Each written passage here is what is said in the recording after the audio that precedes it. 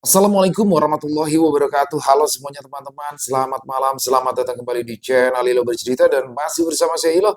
Dimanapun teman-teman berada, semoga teman-teman selalu dalam keadaan sehat, bahagia dan dimurahkan rezekinya. Amin amin ya rabbal alamin. Doa terbaik untuk teman-teman semua ya. Dan pada kesempatan yang baik ini, saya akan membawakan satu kisah dari Isya Warasenja.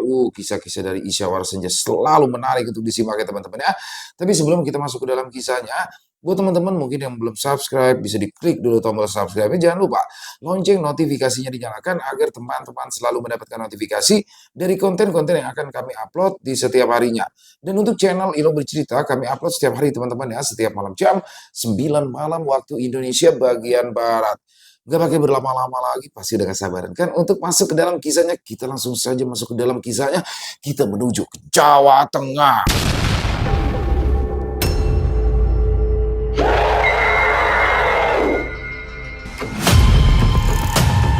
Dahsyatnya pesugihan siluman belut.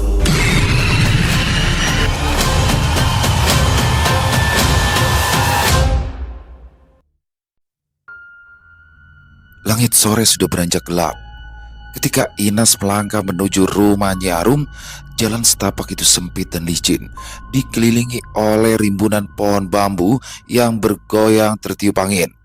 Inas sengaja memilih jalan pintas untuk menuju kediaman Nyi Arum. Dia tidak ingin tertangkap basah oleh orang lain. Beberapa saat kemudian, Inas berhenti sejenak untuk mengatur nafas. Jantungnya berdebar kencang karena rasa takut yang bercampur tegang. Langkah yang diambil kali ini penuh resiko, tapi Inas tidak punya pilihan lain. Hinaan dan cemoohan dari iparnya terus terngiang di kepala, membuat amarah dan rasa malu bercampur menjadi satu. Setelah berhasil menguatkan hati, Inas mengetuk pintu belakang rumah Nyi Arum. "Siapa?" terdengar suara perempuan dari dalam rumah. Inas, sahut Inas dengan suara kecil. Dia melongok ke sekitar, memastikan tidak ada orang lain di sekitarnya. Pintu terbuka perlahan. Seketika, aroma dupa menyeruak dari dalam rumah. Di balik pintu, berdiri Nyi Arum dengan senyum kecil yang membuat wajahnya terlihat semakin menawan. Perempuan itu memang cantik, dengan rambut panjang hitam yang terurai, kulit yang bersih, dan mata yang tajam. Tapi ada sesuatu dalam sorot matanya yang membuat Inas merasa gugup. "Masuk," kata Nyi Arum singkat. Suaranya yang tegas membuat Inas tak perlu disuruh dua kali. Inas melangkah masuk, melewati dapur yang penuh peralatan modern. Dia meneguk ludah, menahan iri karena keberuntungan yang dimiliki Nyi Arum. Perempuan itu bukan hanya cantik, tetapi juga kaya sehingga bisa membeli apa saja yang disukainya. Inas ingin memiliki kekayaan seperti Nyi Arum. "Untuk apa kamu kemari?" tanya Nyi Arum setelah mereka sampai di ruang tengah. "Hmm, Lewat jalan belakang lagi." Seperti sedang sembunyi-sembunyi dari orang lain, Inas menundukkan kepala, tidak berani mengaku kalau dia memang takut ketahuan para tetangga ketika sedang bertanya dengan Nyi Arum. "Mau sampai kapan diam terus?" Nyi Arum menyipitkan mata karena tidak sabar. Inas tersentak. Tangannya gemetar saat meraih dompet kumal yang dia sembunyikan di balik kemeja. Saya ingin meminta bantuan, Nyi." "Bantuan? Bantuan seperti apa? Ayo, jangan banyak basa-basi." Saya ingin jadi sekaya Nyi Arum." Suara Inas nyaris seperti bisikan sehingga dia bahkan tidak berani mengangkat kepala untuk menatap Nyi Arum. "Kata orang, Nyi Arum memiliki pesugihan, jadi bisa seperti sekarang." Nyi Arum terdiam sejenak, lalu tawa kerasnya memenuhi ruangan. Tawa itu sekaligus menghina niatan Inas yang selama ini diam-diam juga menggunjing kehidupannya. "Pesugihan? Apa kamu tidak takut dosa?"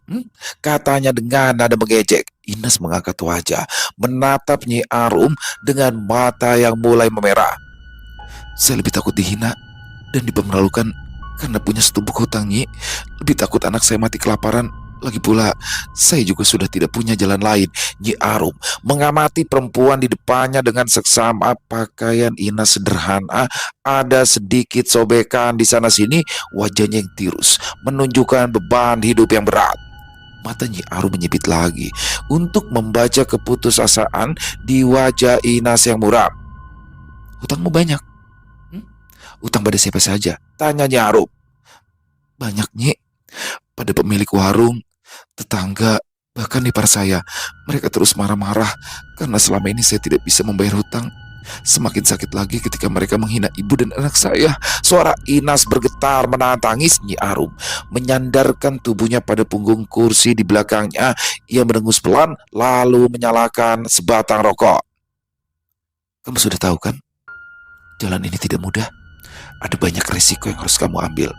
Salah satunya, kamu juga akan menjadi bahan gunjingan. Warga pasti kaget melihatmu kaya mendadak, kata Nyi Arum dingin. Saya tahu, Nyi. Jawaban itu keluar cepat dari mulut Inas tanpa ragu sedikit pun. Kamu siap kehilangan sesuatu yang berharga? Saya tidak peduli. Inas rela jika ia harus mengorbankan suami yang tidak berguna, lelaki yang hanya bisa menghabiskan uang hasil Inas bekerja untuk berjudi, lalu membiarkan keluarganya kelaparan karena kehabisan beras. Kalau begitu, semestinya kamu juga tahu bahwa apa yang kamu inginkan itu tidak terjadi secara tiba-tiba. Ada ritual panjang yang harus kamu jalani. Nyi Arum memandang Inas tajam. Dan seperti kataku tadi, ada sesuatu yang harus kamu korbankan. Sesuatu yang sangat kamu hargai. Inas melan ludah, tapi sudah memutuskan untuk tidak mundur. Saya akan melakukan apapun asal ritual itu berhasil. Nyi Arum mengangkat alisnya tinggi-tinggi. Jangan terlalu percaya diri. Pertimbangkan saja dulu sebelum mengambil keputusan. Perempuan cantik itu menjentikan abu rokok ke asbak yang berada di atas meja lalu menatap Inas. Pulanglah dulu. Fikirkan keputusanmu baik-baik. Jika memang sudah yakin, datang lagi besok malam. Inas menggigit bibir, lantas mengangguk pasrah. Saya pulang dulu, Nyi. Dia kembali melewati pintu belakang rumah Nyi Arum. Hanya cahaya bulan yang membantunya melewati jalan setapak menuju rumah. Sepanjang jalan, Inas terus mengenang kecantikan Nyi Arum yang membuatnya masih terlihat seperti umuran Inas, walau sebenarnya perempuan itu sudah berumur 60 tahun lebih. Bahkan Nyi Arum itu lebih tua daripada ibu Inas sendiri dahulu. Ibu Inas sering bercerita bahwa hidup Nyi Arum sangatlah susah, ditambah lagi dia yang tak punya keluarga. Lalu entah dapat uang dari mana, mendadak saja dia membeli banyak tanah. Nyi Arum juga sudah belasan kali menikah dan suaminya meninggal dunia di tahun pertama pernikahan mereka. Dan karena itu pula, warga kampung banyak yang takut pada Nyi Arum. Rumor pesugihan pun tersebar luas karena Nyi Arum semakin kaya dan tidak juga menua.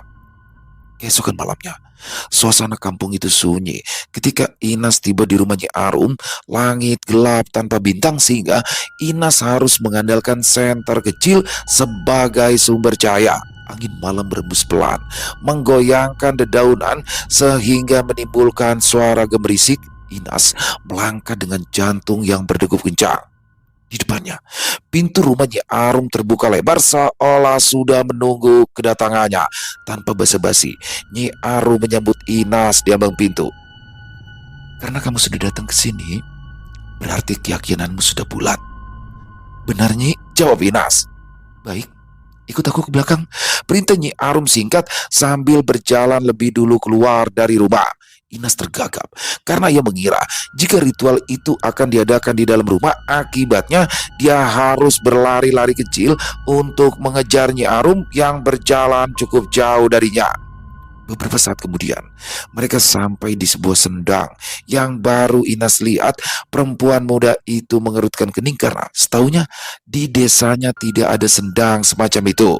Akhirnya tampak tenang, memantulkan sinar senter yang diarahkan tangan gemetar Inas. Di sekitarnya terdapat beberapa pohon besar yang membuat tempat itu terlihat angker.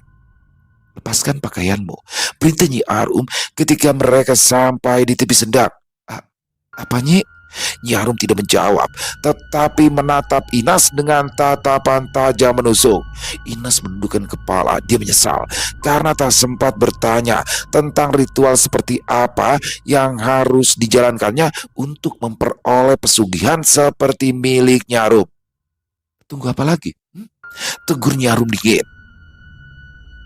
Dengan gerakan pelan, Inas menanggalkan pakaiannya satu persatu. Malu sempat menyelinap, tapi ia mengusirnya jauh-jauh. Lagi pula, Inas sudah bertekad menjalani ini sampai akhir. Masuk ke dalam sana, lanjut Nyi Arum. Inas menurut. Ia melangkah ke sendang yang ternyata tidak terlalu dalam. Air yang dingin menusuk, membuat tubuhnya menggigil. Di tepi sendang, Nyi Arum menebarkan bunga setaman yang harum. Gosok seluruh tubuhmu, jangan ada bagian yang terlewat. Sambil memandikan Inas, Nyi Arum terus membaca mantra tanpa henti. Sementara itu, Inas memejamkan mata dengan ketakutan. Wajah Nyi Arum yang terlihat sempurna saat terkena cahaya ternyata berubah mengerikan di tengah kegelapan malam. Sudah selesai. Keluar. Inas keluar dari sendang sambil memeluk tubuhnya menggigil karena kedinginan. Dia ingin mengenakan pakaiannya kembali, tapi Nyi Arum melarang. Tidak usah. Kau harus tetap dalam keadaan seperti ini, katanya tegas. Telunjuknya mengarah ke sebuah gubuk kecil di dekat sendang. Pergilah ke sana dan tunggu sampai seseorang datang. Seseorang, Nyi?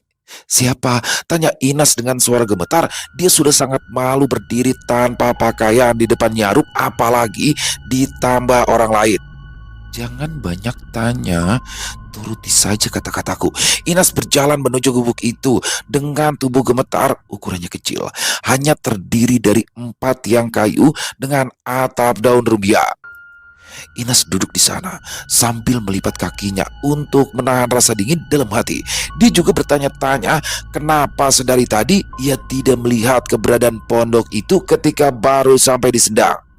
Inas berusaha memikirkan banyak hal demi menepis rasa malu yang dirasakannya karena keadaan tubuhnya yang telanjang bulat.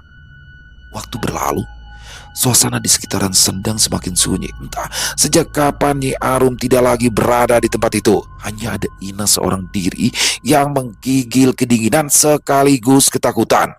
Beberapa kali pikiran buruk muncul di pikiran Inas bahwa Nyi Arum sengaja membohonginya. Mungkin Nyi Arum dendam karena Inas sempat menjadi salah satu orang yang menggunjingkannya tiap kali Nyi Arum melintas di depannya.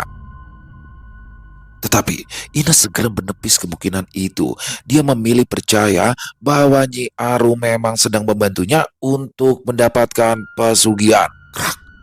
Inas menoleh ketika ia mendengar suara ranting patah disusul suara langkah kaki. Siapa di sana? Seru Inas takut-takut.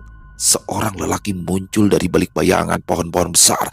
Tubuhnya tegap dengan wajah yang tampan dan penuh harisma. Rambutnya hitam legam, sedikit berantakan tapi malah menambah daya tariknya. Hanya bagian bawah tubuhnya yang ditutupi secari kain, namun keganjilan itu tidak mengurangi kesan gagah yang terpancar darinya. Inas terpaku. Ada sesuatu dalam dirinya yang bergolak kuat saat melihat kedatangan lelaki asing itu. Rasa takut yang tadi sempat dirasakannya seketika menguap. Dia bahkan menatap lelaki itu dengan tatapan penuh hasrat. Aku adalah Kagendra, suamimu. Lelaki itu menyebut dirinya sebagai suami Inas. Dia duduk penuh percaya di lantai pondok. Tangan yang besar dan kuat menyentuh wajah Inas dengan lembut, membuat pipi perempuan itu menghangat. Sentuhan Kagendra terus berlanjut, menyusuri leher, bahu, hingga seluruh bagian tubuhnya. Tapi aneh, Inas tidak merasa takut ataupun malu. Sebaliknya, ia merasa nyaman, bahkan bahagia. Suamiku? Tanya Inas tidak mengerti. Meski begitu, dia tidak menolak ketika Kagendra meraih tangan Inas agar lebih dekat dengan dirinya. Seketika, pemandangan pun berubah. Mereka tidak lagi berada di pondok kayu tua, melainkan di kamar luas dengan peraduan mewah. Kagendra meraih wajahnya dengan kedua tangan, mengangkat dagu Inas hingga mata mereka bertemu. Istriku, kamu harus selalu melayaniku.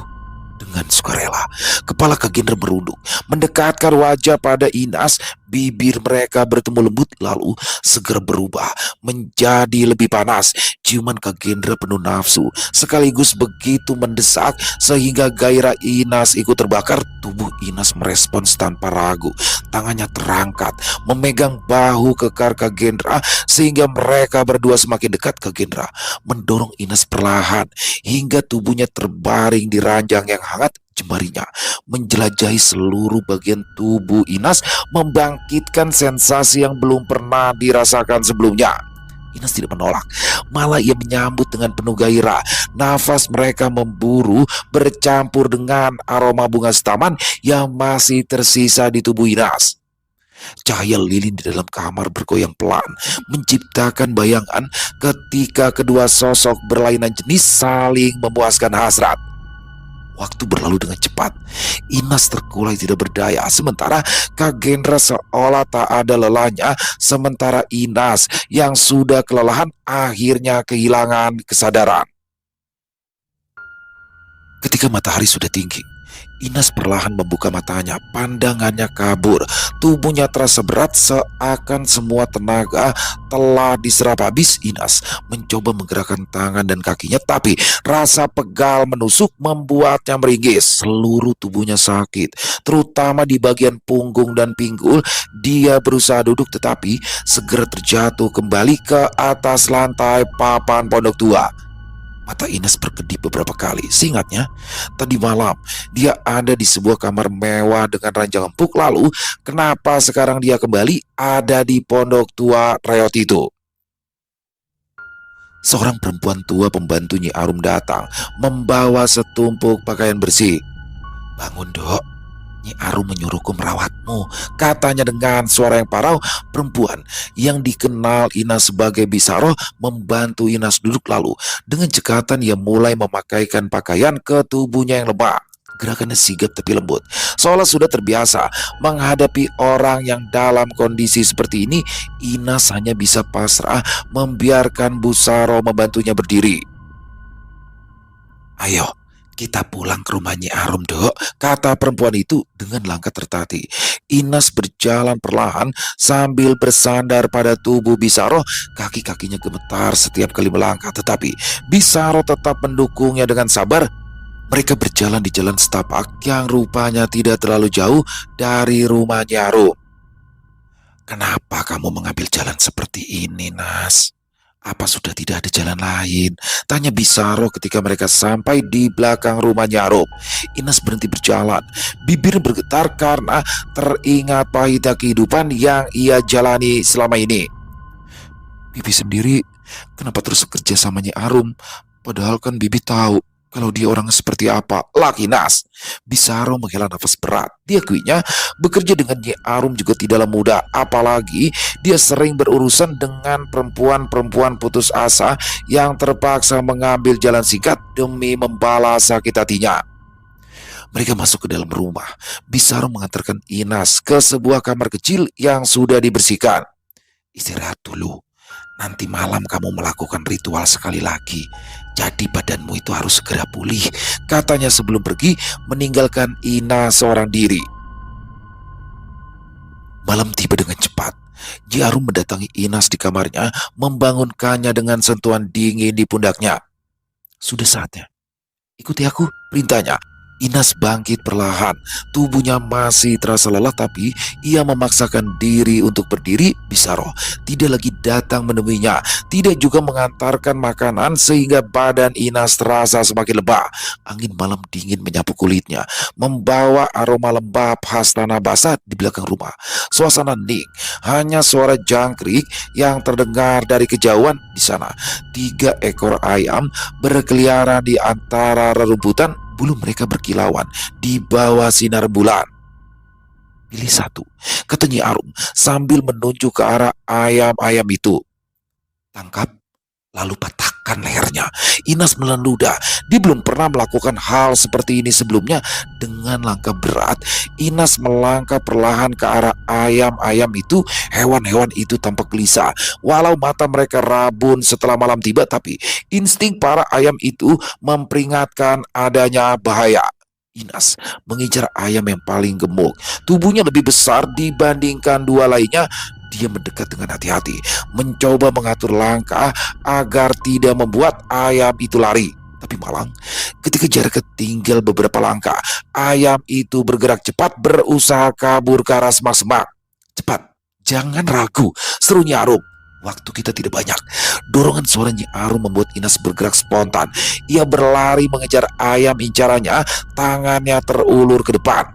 Setelah sekian lama, tangannya akhirnya berhasil menangkap ekor ayam incarannya. Ayam itu berontak dengan hebat. Sayapnya mengapa keras, tapi Inas tidak melepaskannya. Dengan kekuatan yang tersisa, Inas menarik ayam ke pelukannya, mengunci gerakan hewan itu sepenuhnya. Sekarang, patahkan lehernya dalam satu gerakan. Perintah Nyi Arum, suaranya dingin tanpa emosi. Tangan Inas gemetar karena tenaganya sudah terkuras habis untuk menangkap ayam itu, tetapi dia tidak mungkin mengundur waktu lagi. Dalam tarikan nafas yang dalam, Inas menggenggam leher ayam di pelukannya, lalu memutar dengan cepat. Suara patahan itu terdengar keras, membuat bulu kuduk merebah. Beberapa saat kemudian, ayam itu berhenti meronta-ronta, tubuhnya lemas di tangan Inas. Bagus, kata Nyi Arum sambil mendekat. Ia mengambil ayam dari tangan Inas, lalu memeriksanya sebentar. Kamu sudah melakukan ininya dengan baik. Sekarang, mari kita lanjutkan. Nyi Arum membawa ayam yang telah mati itu kembali ke rumah, meninggalkan Inas yang berdiri kaku di tempatnya. Nafasnya masih terengah-engah, tangannya gemetar memegangi pergelangannya sendiri. Inas ikut masuk ke dapur. Matanya menatap kosong pada Bisaro yang sudah bergerak sesuai perintah dari Nyi Arum. 1 jam kemudian, panggang yang telah selesai disiapkan oleh pembantu Nyi Arum diletakkan di atas nampan besar. Aromanya menggoda, asapnya masih mengepul, mengeluarkan aroma lezat yang membuat perut Inas keroncongan. Nyi Arum sendiri yang menyerahkan makanan itu kepada Inas. Makan. Jangan sampai ada yang tersisa. Inas yang sejak kemarin tidak makan dan minum, tidak perlu disuruh 2 kali lagi. Tanpa ragu, ia mulai menyantap ayam panggang yang diletakkan di hadapannya. Jemari Inas bergerak cepat, merobek bagian paha. Kulitnya yang renyah dan berkilau berminyak terlihat begitu menggugah selera. Saat daging pertama kali menyentuh lidahnya, Inas tertegun. Rasanya luar biasa, gurih, lembut, dan sedikit manis, seolah diracik dengan bumbu istimewa yang tak pernah ia rasakan sebelumnya. Dengan cepat, Inas melahap bagian demi bagian. Mulutnya sibuk mengunyah sementara jemarinya terus mengoyak daging dari tulang. Ia tidak peduli dengan tatapan dingin dari Nyi Arum yang terus memperhatikannya. Hanya satu yang ada di dalam pikiran Inas: menghabiskan ayam sampai perutnya terisi kenyang. Dia juga tidak menyadari sorot mata jijik dari Bisaro yang diarahkan padanya.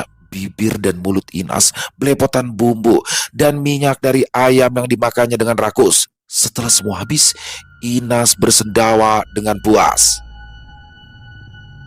Setelah selesai makan, Nyi Arum melangkah mendekat, membawa sebuah kain kecil untuk mengelap tangan Inas yang berminyak.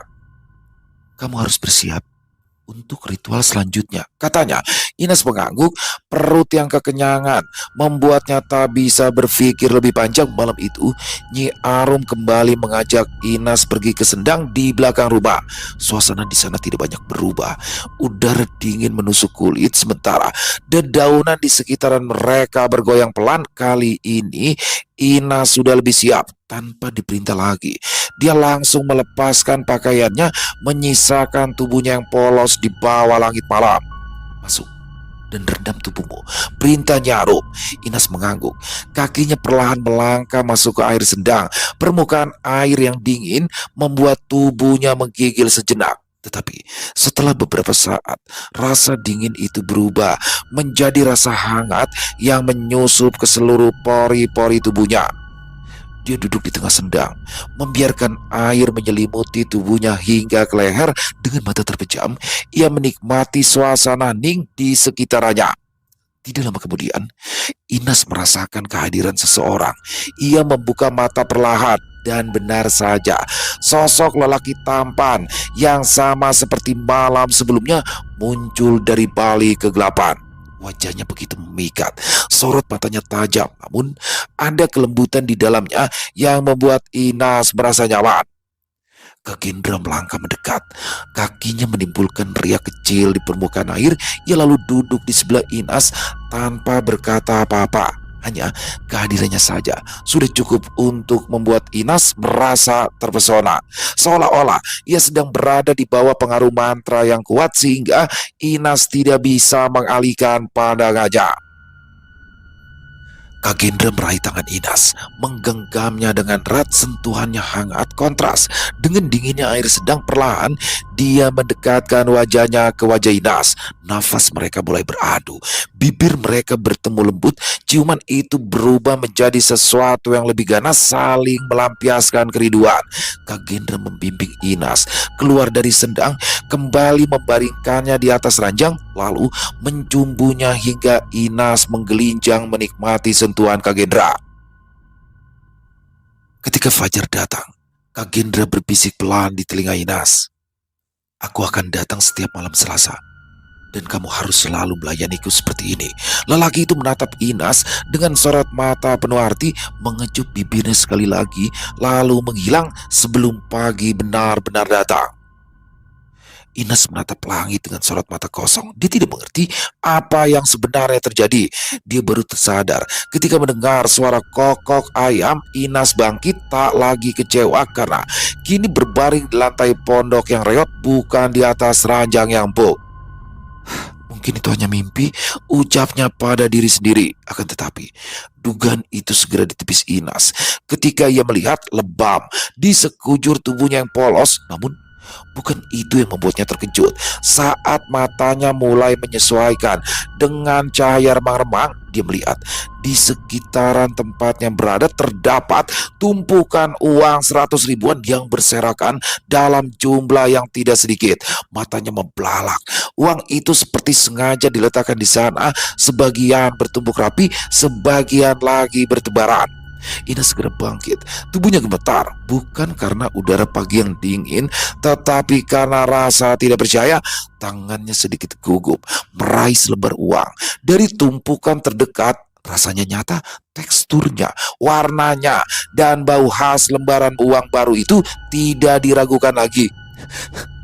"Uang ini banyak sekali," bisik Inas pada dirinya sendiri. Matanya bergerak liar, menghitung kasar jumlah uang itu. Puluhan juta, mungkin bahkan lebih. Pikirannya langsung dipenuhi berbagai rencana, melunasi utang, membeli barang-barang yang selama ini hanya menjadi angan-angannya, untuk membalas semua hinaan dari orang-orang yang merendahkan. Sementara Inas masih tertegun, terdengar suara langkah kaki mendekat dari arah belakang. Dia menoleh dan melihat Nyi Arum berdiri di sana mengenakan kain samping batik dan kebaya hitam. Senyuman tipis menghiasi wajahnya yang selama ini terlihat datar. "Ambillah semuanya. Itu adalah hasil jeripayamu." "Tet- Tapi, tapi Nyi," Inas tergagap masih belum percaya sepenuhnya. "Apa ini benar-benar untuk saya?" Nyi Arum mengangguk. "Aku tidak meminta bayaran apapun darimu. Ambillah uang itu dan pulang. Tapi ingat, siapkan kamar kosong untuk melayani Kagendra yang akan datang setiap malam Selasa." Inas tidak berpikir panjang lagi. Dengan tergesa-gesa, ia mengumpulkan uang itu, membungkusnya dengan kain yang diberikan Nyarum, lantas mengenakan pakaian yang tadi malam dilepasnya. Setelah semua beres, Inas berpamitan. Ia meninggalkan rumah Nyi Arum dengan hati yang penuh rasa syukur. Pikiran tentang kehidupan yang akan berubah membuat langkahnya semakin cepat. Dia ingin segera sampai di rumah, ingin menunjukkan kepada semua orang bahwa dirinya kini telah beruntung. Tetapi Kegembiraan itu langsung merosot ketika Ina sampai di depan rumah. Di sana sebuah bendera kuning berdiri dengan tegak, berkibar pelan tertiup angin. Perasaan gelisah langsung menyelimuti hati Inas. Firasat buruk segera memenuhi benaknya. Langkah kaki Inas terasa berat saat ia mendekati rumah. Suasana di sekitar terasa sunyi, seolah-olah dunia berhenti sejenak. Di teras, beberapa tetangga duduk dengan wajah muram. Beberapa di antaranya bahkan menatap Inas dengan sorot mata iba. "Inas, kamu ini dari mana aja?" Salah satu tetangga bule Sri bertanya dengan nada penuh kekhawatiran. "Ada apa? Siapa yang meninggal?" tanya Inas dengan suara bergetar. Ia berharap ini hanya kesalahpahaman, tetapi firasatnya mengatakan sebaliknya. Bule Sri menarik nafas panjang sebelum ia menjawab. "Ibu mertuamu. Tadi malam dia terjatuh saat pergi ke kamar mandi." Dunia seakan runtuh bagi Inas. Tubuhnya melemas, kakinya hampir tidak sanggup menopang berat tubuhnya sendiri. Tangannya harus berpegangan pada pintu untuk tetap berdiri. "Bagaimana bisa?" tanyanya, meskipun ia tahu tidak ada jawaban yang akan bisa memuaskan perasaannya. Bule Sri melanjutkan. "Anakmu yang menemukannya sudah tidak bernyawa pagi ini. Sepertinya dia langsung meninggal di tempat." Di, di mana Mas Itno?" tanya Ina sambil menahan sakit. "Kenapa Putri yang harus menemukan jenazah mereka?" "Harusnya aku yang bertanya seperti itu." Hah? Plak! Yitno muncul dan langsung menampar keras wajah Inas. Para tetangga yang melihat kejadian itu terpekik kaget.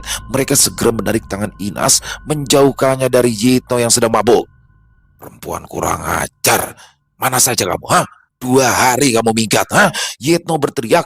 Tubuhnya sempoyongan menghampiri Inas, tetapi segera dicegah oleh para tetangga. Yitno yang merasa belum puas memukuli istrinya, segera memaki-maki Inas dengan berbagai umpatan kotor. Wajah perempuan muda itu tampak semakin pucat, bukan karena sakit hati, melainkan karena menyadari apa yang dikatakan oleh Yitno kali ini ada benarnya. Ya, dia memang bersalah karena membiarkan mertuanya seorang diri menjaga anaknya, sementara dia pergi. Seharusnya dia menitipkan mereka pada tetangganya terlebih dahulu. Mata Inas merah menahan tangis. Meski bukan ibu kandung, ibu mertuanya itu satu-satunya orang yang paling mengerti penderitaan Inas. Perempuan itu yang biasanya menjadi penengah di saat Yitno yang kalap karena kalah judi. Kalau saja ibu mertuanya tak ada, mungkin sudah sejak dulu Inas tewas di tangan Yitno.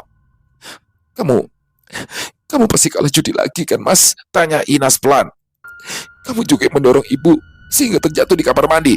Tuduhan dari Inas membuat Yitno semakin marah. Ia lalu mengambil sepotong kayu seukuran lengan dan ingin memukulkannya kepala Inas. Keributan semakin menjadi sehingga Pak RT terpaksa turun tangan. Pada akhirnya mereka berhasil menenangkan keadaan, sementara Inas diajak masuk ke dalam rumah. "Ibu," panggil Putri, anak satu-satunya Inas yang baru berumur 4 tahunan. Anak kecil itu merangkul lutut Inas, menangis keras, melampiaskan dukanya karena kehilangan sang nenek. Inas memutuskan untuk masuk ke dalam rumah, menghadapi kenyataan yang ada di ruang tamu. Tubuh ibu mertuanya terbaring, sudah dibungkus kafan. Beberapa orang sibuk membaca doa, sementara yang lain mengurus persiapan pemakaman. Inas bersimpu di samping tubuh sang mertua. Tidak ada air mata yang menetes. Wajahnya tampak muram sekaligus penuh dendam. Dia menyesal karena ibu mertua yang selalu baik padanya selama ini tidak bisa menikmati hidup yang lebih baik bersamanya. Dalam diamnya, Inas tidak berpikir bahwa kematian sang mertua itu berhubungan dengan ritual yang dilakukannya kemarin malam. Dia justru mencurigai Yitno yang sudah menganiaya ibunya sendiri. Malam itu, setelah acara tahlilan selesai, Inas duduk sendirian di kamar. Yitno sudah pergi dari rumah, mungkin sedang berjudi lagi menggunakan uang santunan kematian dari para tetangga.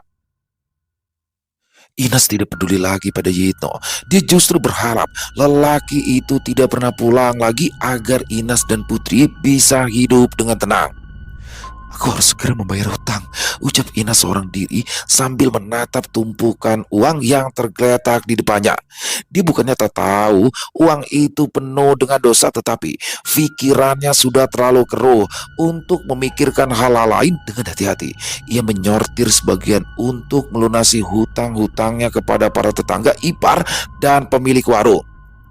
Keesokan harinya, Inas mulai berkeliling kampung. Tetangga-tetangganya menerima uang itu tanpa banyak tanya. Mereka hanya beranggapan Inas menggunakan uang sisa santunan kematian dari ibu mertuanya. Nah, begitu dong. Hutang itu harus segera dilunasi. Bukannya malah ditumpuk terus, ucap Ningsih, kakak tertua Yitno. Inas tidak menjawab. Dia hanya membuang muka lalu meninggalkan rumah Ningsih. Dia berhutang pada Ningsih karena terpaksa waktu itu ibu mertuanya sedang sakit, sedangkan Inas sudah tidak punya uang untuk membeli obat. Inas sudah berusaha meminta uang kepada Yitno, tetapi hanya tamparan keras yang diterimanya sehingga salah satu gigi Inas patah. Perempuan itu tidak putus asa. Dia mencoba meminta pertolongan pada Ningsih, tetapi Ningsih justru memaki-maki Inas sebagai menalu yang hanya bisa merongrong keluarganya. Ningsih baru bersedia mengeluarkan uang setelah Inas berjanji akan membayarnya ditambah bunga. Tidak ada rasa kasihan di hati Ningsih, walau yang sedang sakit itu adalah ibu kandungnya sendiri. Sekarang, setelah semua hutangnya lunas, beban di pundaknya sedikit berkurang. Beberapa minggu kemudian, Inas membuka usaha kelontong kecil di bagian depan rumahnya. Rak-rak sederhana, dipenuhi berbagai barang kebutuhan sehari-hari, sabun, beras, gula, minyak goreng, hingga camilan ringan. Pagi-pagi sekali, Ina sudah sibuk melayani para pembeli. Pembeli rela datang dari ujung kampung untuk berbelanja di sana karena harganya yang murah. Wah, warungmu itu lumayan lengkap dan murah loh, Nas. Puji Bu Lesri. Kalau begini kan aku nggak perlu jauh-jauh lagi pergi ke pasar. Setiap malam Selasa, Inas masih melaksanakan kewajibannya kepada Kak Gendra siluman tampan yang menjadi bagian dari pesugihannya. Ketika waktunya tiba, Inas menunggu di kamar setelah bersolek. Pukul 11 malam, kehadiran Kak Gendra selalu terasa sebelum sosoknya muncul. Dimulai dari suhu yang tiba-tiba berubah dingin, bayangan gelap yang berkelebatan di dinding ditambah aroma cendana mengisi udara. Tak lama kemudian, Kak Gendra muncul dengan senyum yang memikat disertai tatapan tajam yang membuat Inas tidak pernah bisa menolak. Kehidupan sehari-hari Inas pun berjalan seperti biasa. Yitno hanya pulang sesekali. Setiap kali ia datang, dia hanya membawa masalah. Lelaki itu akan menjara uang hasil dagangan Inas tanpa sedikit pun merasa bersalah. Jadi istri itu jangan terlalu pelit, kata Yitno keras. Aku itu kan juga butuh bermain sama teman-teman. Inas terdiam. Melawan Yitno hanya akan berujung pada pertengkaran. Lelaki itu menggunakan uangnya untuk berjudi dan mabuk-mabukan, tetapi bagi Inas itu sudah cukup. Yang penting suaminya lebih sering berada di rumah. Suatu malam, Yitno pulang dengan langkah sempoyongan. Bau alkohol menyelimuti tubuhnya karena dia baru saja selesai berpesta dengan teman-temannya sesama penjudi. Saat membuka pintu rumah, rumah terasa lengang. Tetapi suara samar dari arah kamar utama menarik perhatiannya. Yitno berjalan perlahan sambil menahan nafas untuk memperhatikan setiap detail. Lampu kamar menyala remang. Ketika Yitno mendekat, suara desahan itu semakin jelas terdengar. Dia berhenti di depan pintu yang sedikit terbuka, lalu mengintip ke dalam. Di dalam, ia melihat pemandangan yang membuat tubuhnya gemetar antara marah dan takut. Di atas ranjang, Inas, istrinya, bercinta dengan sesosok makhluk mengerikan. Sosok itu sama sekali tidak menyerupai manusia, melainkan seperti belut raksasa yang membelit erat tubuh Inas. Sementara Inas terus mendesa-desa seakan-akan sedang menikmati sentuhan siluman belut itu. Yitno membekap mulutnya kuat-kuat agar tidak berteriak ketakutan. Dia mundur beberapa langkah dengan lutut gemetar, sementara otaknya mencerna apa yang sedang terjadi. Ketika pagi tiba, Yitno sudah duduk di ruang tengah, menunggu Inas keluar dari kamar ketika perempuan itu akhirnya muncul dengan wajah lelah. Yitno langsung menatap tajam. "Kamu pikir aku bodoh?" Ujarnya setengah mengejek. Inas tertegun, jantungnya berdetak kencang. "Maksudmu apa, Mas?" "Jangan pura-pura bodoh. Aku sudah tahu apa yang kamu kerjakan selama ini." Yitno berdiri menghampiri Inas yang mundur ketakutan. "Kamu bercinta dengan siluman belut kan?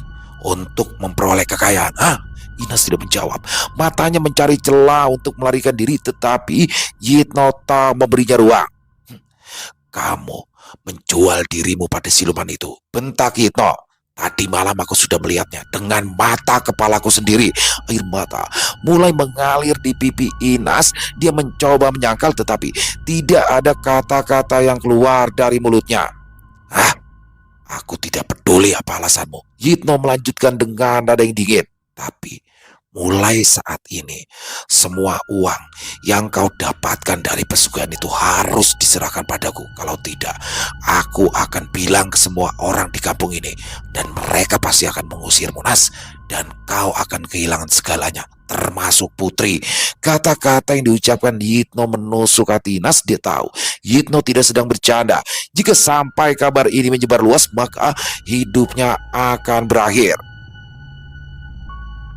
"Iya, Mas, aku akan menyerahkan uangnya," jawab Inas akhirnya. Suaranya bergetar kalah. Yitno tersenyum puas. "Bagus. Sekarang ayo, siapkan semuanya." Inas bergegas masuk ke dalam kamar, membuka kotak kayu kecil di bawah ranjang. Di dalam sana tersimpan uang hasil ritual pesugihannya. Dia membawa kotak itu keluar dan menyerahkannya kepada Yitno tanpa mengucap sepatah kata pun. Yitno membuka kotak tersebut, matanya berbinar melihat isinya. Dia tertawa kecil sambil mengusap-ngusap kepala Inas. "Bagus, kamu memang istri yang patuh." Beberapa hari kemudian, Yitno semakin sering pulang ke rumah, tetapi bukan untuk memperbaiki hubungan mereka. Dia datang untuk mengambil uang lebih banyak dari warung atau dari hasil pesugihan yang terus Inas jalani. "Ingat, kamu itu harus selalu memastikan suamimu ini tidak kekurangan uang, ya," katanya pada suatu malam. "Kalau tidak, kau tahu kan apa yang akan terjadi?" Ines mengangguk tanpa berani menatap wajah Yitno. Pada akhirnya dia terperangkap dalam situasi yang tidak memberinya jalan keluar.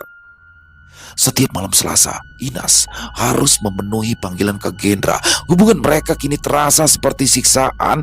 Kak Gendra menjadi lebih menuntut, lebih kasar, seakan-akan mengetahui bahwa Inas tak lagi punya banyak pilihan. Hidupnya kini menjadi milik dua lelaki, Yitno yang terus memerasnya dan Kak Gendra yang mengontrol jiwa dan raganya. Suatu hari, Inas duduk melamun di sudut rumah sambil memandangi ruangan yang terasa semakin sempit. Hatinya bergejolak, dipenuhi keraguan dan ketakutan. Tetapi ada satu hal yang pasti, dia tidak akan membiarkan Putri menderita bersamanya. Dia tidak peduli lagi dengan dirinya sendiri. Perjalanan hidupnya terlalu menyakitkan, tetapi Putri harus bebas dari bayang-bayang gelap yang telah lama membelenggu keluarganya.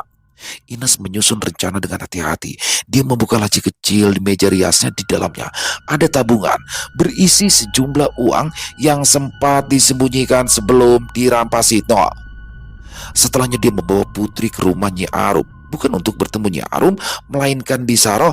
Hanya perempuan itulah yang dipercayainya untuk menjaga Putri setelah dia tidak ada lagi. "Tolong jaga Putri baik-baik ya, Bi. Jangan biarkan dia tahu tentang semua ini," Ines berbisik sambil menyerahkan tas berisi uang ke tangan Bisaro. Dia bergegas pulang tanpa memberikan penjelasan pada Bisaro, walau perempuan itu terus memanggilnya berkali-kali. Waktu yang tersisa tidak banyak lagi. Sebentar lagi Yitno akan pulang. Inas harus segera mempersiapkan segalanya di rumah. Malam itu, ketika Yitno pulang dengan bau alkohol yang menyengat, Inas sudah menyiapkan minuman manis di atas meja. Dia menunggu Yitno duduk di kursi sambil menghela nafas. Hatinya berdebar kencang. Yitno tidak boleh tahu bahwa malam itu adalah malam terakhirnya. "Minum dulu mas," kata Inas, mencoba menahan gemetar di tangannya saat menyerahkan gelas berisi minuman itu. "Kamu kan pasti lelah." Yitno tidak curiga sama sekali. Dia langsung mengambil gelas itu dan meminumnya dalam satu tegukan. Tidak lama setelah itu, matanya mulai terasa berat. Ia menguap lebar, disusul tubuhnya yang mulai kehilangan tenaga. "Tidur yang nyenyak ya mas, aku akan menemanimu di sini," bisik Inas. Setelah beberapa menit, Yitno terlelap. Tubuhnya terkulai lemas di atas kursi. Inas melihat ke arah suaminya dengan tatapan kosong. Ini adalah saat yang ditunggu-tunggunya. Dia menuju ke dapur dan mengambil 2 botol minyak tanah. Tanpa ragu, Inas menyiramkan minyak tanah ke seluruh sudut rumah, ke ruang tamu, kamar tidur, bahkan dapur. Setelah itu, ia mengambil korek api dari saku bajunya dan mulai menyalakan api. Dari luar rumah, api langsung menjalar, menyambar setiap sudut dengan cepat. Dalam hitungan detik, seluruh rumah terbakar. Inas berdiri tegak di depan pintu, menatap api yang menyala terang. Beberapa jam berlalu, api di rumah mereka masih berkobar besar. Para tetangga sudah berusaha memadamkan apinya, tetapi mereka tidak bisa menyelamatkan kedua orang yang berada di dalam rumah.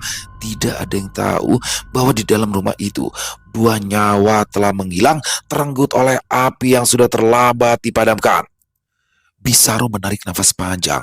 Begitu mendengar kabar kebakaran itu, di sisinya ada Nyi Arum yang berdiri memandang warna kemerahan di langit. Perempuan bodoh. Apa dia pikir perjanjian dengan Kak Gendra akan berakhir begitu saja setelah dia mati? Desa Nyi Arum. Dia lalu menatap Putri yang tertidur nyenyak di atas ranjang. Bibirnya Arum menipis karena garis wajah yang sudah menunjukkan setelah besar nanti dia pasti akan sangat cantik.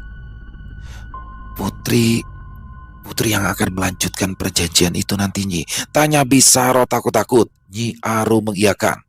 Iya, perjanjian ini baru akan berakhir di keturunan ke-7. Selesai.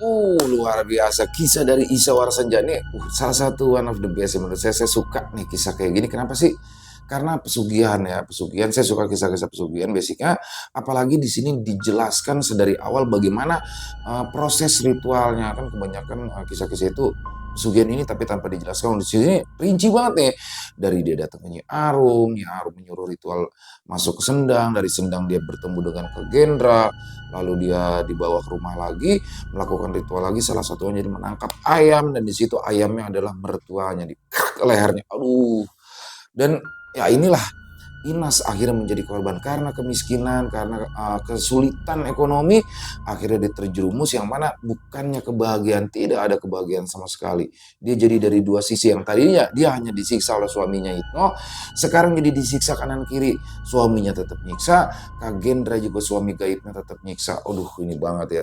Kasihan banget. Bahkan pada endingnya dia menitipkan bayinya, Putri, anaknya, bukan bayinya, anaknya ya, umur 4 tahun itu kepada pembantunya Nyi Arum. Tapi ternyata di situ Bisaro juga nggak ngerti. Ternyata Nyi Arum menata Putri dan bilang dia akan menjadi penggantinya karena 7 turunan. Nyesek banget kan. Bagaimana ketika Inas mengakhiri hidupnya, dia membunuh suaminya, lalu dia mengakhiri hidupnya dengan harapan anaknya ini bisa hidup bahagia, dititipin uang ke Bisaro, tapi ternyata tidak semudah itu. Di sini menjadi banyak sekali yang bisa kita ambil dalam kisah barusan ya. Dan sekali lagi saya suka banget nih kisahnya ini karena warnanya banyak, misterinya dapat, horornya dapat. Isyawara Senja terbaik.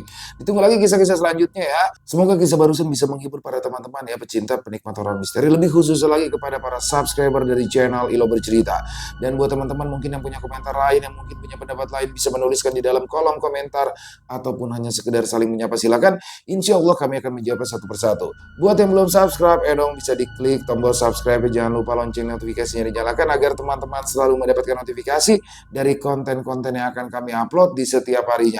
Kami juga ingin mengucapkan terima kasih ya kepada seluruh teman-teman yang sudah selalu setia hadir, yang sudah selalu mendukung kami, karena teman-temanlah kami selalu bersemangat berkarya di setiap harinya. Oh ya, buat teman-teman mungkin yang punya kisah horor misteri ya, yang diangkat dari kehidupan pribadi atau kisah nyata ya. Apabila mungkin berkenan dibawakan di channel kami, silakan bisa mengirimkannya ke nomor telepon kami yang ada di sini.